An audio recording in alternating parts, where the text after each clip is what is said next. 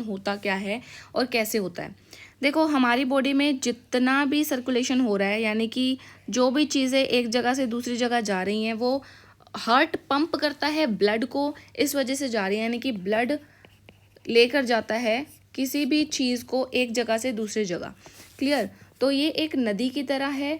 जैसे नदी के अंदर अगर आपको एक जगह से दूसरी जगह जाना है तो आपको एक बोट की ज़रूरत पड़ती है, ठीक है।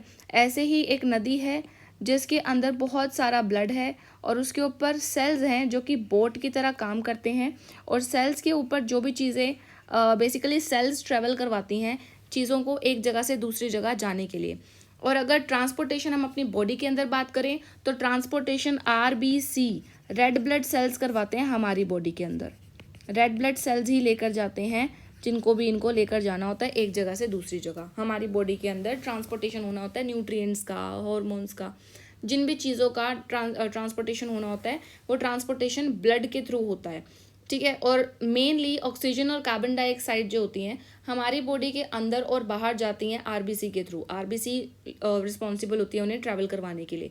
यानी कि ट्रांसपोर्टेशन ब्लड के अंदर जो भी होगा वो RBC के थ्रू होगा। क्लियर? अब हार्ट की बात करते हैं।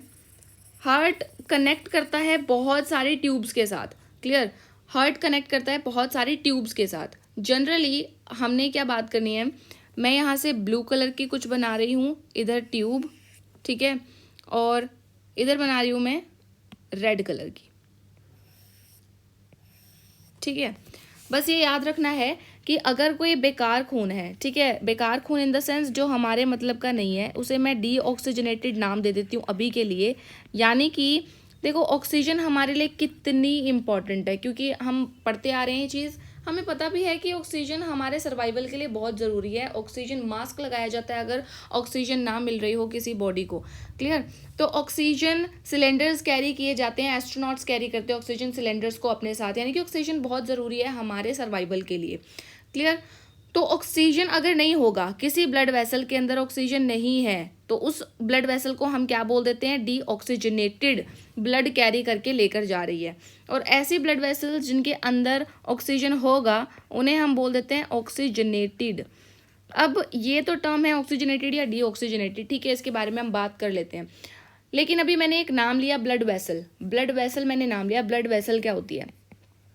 ब्लड वेसल एक ट्यूब है, ठीक है। जैसे हमारे घरों के अंदर नल यानी कि बहुत सारी ट्यूब्स लगी होती हैं जो टैंकी से अटैच होती हैं, वही ट्यूब्स किचन में भी अटैच्ड हैं, वही ट्यूब्स बाथरूम से अटैच्ड हैं। तो यानी कि बहुत अलग अलग ट्यूब्स अटैच होती हैं जिनकी वजह से अलग अलग सप्लाई अलग अलग जगह पे हो पाती है पानी की। बिल्कुल ऐसे ही टैंकी आप मान लो अपने हार्ट को, और ये मान लो कि जो अलग अलग ट्यूब्स हैं, अलग अलग पाइपें हैं जो एक ऑर्गन और दूसरे ऑर्गन में जा रही हैं, और उस पाइप्स के थ्रू क्या करेंगे? कनेक्ट करेंगे और चीज़ों को ट्रांसपोर्ट करेंगे। जैसे टैंकी से पानी हमें मिल जाता है बाथरूम के अंदर या किचन के अंदर, बिल्कुल ऐसे ही हार्ट से पंप होके ब्लड मिल जाता है हमें किसी जिस भी ऑर्गन को चाहिए होता है। हमें हर ऑर्गन के अंदर ब्लड चाहिए, ब्लड की सप्लाई चाहिए, ताकि हम जो भी न्यूट्रिएंट लेना चाहते हैं वो ब्लड हमारे को ट्रांसफ़र करवा सके, हमारे ऑर्गन्स को ट्रांसफ़र करवा सके बेसिकली। क्लियर? अब ब्लड वेसल्स की बात क्लियर हो गई। ब्लड वेसल्स 3 टाइप के होते हैं, इसे याद रखना है, ठीक है, क्योंकि इनका भी जिक्र आएगा। ब्लड वेसल 3 टाइप की कौन कौन से होती हैं? आर्टरीज, वेन्स और कैपिलरीज। ये नाम है, ठीक है, नाम है, सिर्फ नाम है, नाम याद करना। इनका फंक्शन बहुत इजी हो जाएगा आपके लिए, नाम याद कर लेते हो तो, ठीक है। आर्टरीज क्या करती हैं? ये ऐसी पाइप है जो ब्लड को इस हार्ट से दूर लेकर जा रही है। आपने हार्ट को सेंटर मानना है। हार्ट को सेंटर मान के अगर हार्ट के अंदर कोई चीज़ आ रही है या हार्ट के बाहर कोई चीज़ जा रही है, उनका नाम ही बदल गया। अगर हार्ट के अंदर चीज़ आ रही है तो उसका नाम कुछ और हो जाएगा, उस पाइप का नाम कुछ और हो जाएगा। अगर हार्ट से दूर जा रही है वो पाइप, कोई चीज़ कोई दूर लेकर जा रही है हार्ट से, तो उसका नाम कुछ और हो जाएगा। आर्टरीज क्या होती हैं? आर्टरीज ब्लड को हार्ट से, दिल से दूर लेकर जाती हैं। आर्टरीज ऐसी ब्लड वेसल्स होती हैं जो किसी भी चीज़ को इस हार्ट से, मैं यहाँ पे छोटा सा हार्ट बना देती हूँ, इस हार्ट से मान लो दूर लेकर जा रही हैं। दूर कहीं पे भी लेके जा सकती हैं, किसी और ऑर्गन के पास लेके जा सकती हैं, लेकिन इस हार्ट से दूर लेकर जाएंगी। क्लियर? अब यहीं वेन्स की बात करें। वेन्स क्या करती हैं? जैसे यहाँ मैंने एक वेन बना दी सपोज, ठीक है, और ये हार्ट बना दिया, यहाँ पे बना दिया हार्ट, ठीक है। हार्ट के पास जब कोई चीज़ किसी और ऑर्गन से हार्ट के पास कोई चीज़ आ रही है, यानी कि कोई चीज़ वापस आ रही है हार्ट के पास, तो हम उसे बोल देंगे वेन्स। याद रखना इजी है, वी फॉर वापस, V for veins, A for arteries, A for away, ठीक है। तो वापस से हार्ट के पास जब लेकर आ रही हैं चीज़ों को तो वो वेन्स हो जाएंगी। क्लियर? यहाँ कोई ऑर्गन है, यानी कि किसी ऑर्गन से हार्ट के पास आ रही है कोई चीज़, वो वेन्स हो गई। कैपिलरीज क्या होती हैं? अब देखो, आर्टरीज और वेन्स ना कनेक्टेड होती हैं, आर्टरीज और वेन्स कनेक्टेड होती हैं। आर्टरीज क्या करती हैं, जैसे दिस इज आर्टरी, ठीक है, this is artery, this is when, ठीक है, this is artery, this is when. अब बीच में ना एक जंक्शन होता है, एक कनेक्शन होता है इन दोनों के बीच में, ठीक है, ये इन दोनों के बीच में एक कनेक्शन है,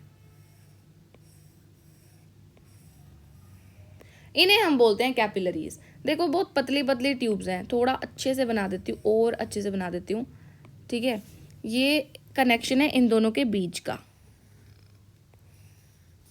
अभी क्लियर हो जाएगा बहुत अच्छे से, ऐसे बना दिया मैंने, ठीक है। देखो आर्टरी कितनी मोटी पाइप है, ट्यूब है, ठीक है, वेन कितनी मोटी ट्यूब है या पाइप है। लेकिन अगर कैपिलरी की बात करूं, मैं इसको ना फिल कर देती हूँ, थोड़ा और इजी हो जाएगा, ठीक है। मान लो एक ब्लड आ रहा है, यहाँ से ब्लड आ रहा है, ठीक है, ब्लड आ रहा है, मान लो यहाँ से ब्लड फ्लो कर रहा है, इस पूरी ट्यूब के अंदर ब्लड फ्लो करेगा कुछ इस तरीके से, ठीक है। लेकिन जैसे ही ब्लड यहाँ पे पहुंचा, जैसे ही ब्लड यहाँ पर पहुंचा, ये क्या हो जाएगा, डिस्ट्रीब्यूट हो जाएगा, क्योंकि एक पाइप यहाँ से गुजर रही है, एक पाइप ऐसे जा रही है, एक पाइप रास्ता ऐसे है, बीच में तो कोई खोखला है ना, और यहाँ से ऐसे जा रहा है, यानी कि ये और छोटी छोटी ट्यूब्स में डिवाइड हो गया, ये ब्लड डिवाइड हो गया। इस वाली आर्टरी के अंदर जो ब्लड फ्लो कर रहा था, इस आर्टरी के अंदर जो ब्लड फ्लो कर रहा था, कितना सारा ब्लड एक ही बार में फ्लो कर रहा था, लेकिन कैपिलरीज में आते आते इनका जो ये डाइवर्ज हो गए, यानी कि ये पतली पतली ट्यूब्स में डाइवर्ज हो गए, यानी कि ट्यूब्स पतली हो गई। तो कैपिलरीज वो एरिया होता है जहाँ पे ट्यूब्स पतली हो जाती हैं और बहुत सारी चीज़ें, यानी कि सब कुछ यहाँ से ट्रांसफ़र नहीं हो सकता, अभी यहाँ से सब कुछ ट्रांसफ़र नहीं हो सकता, सिर्फ जिनका साइज़ छोटा होता है वही ट्रांसफ़र किए जा सकते हैं।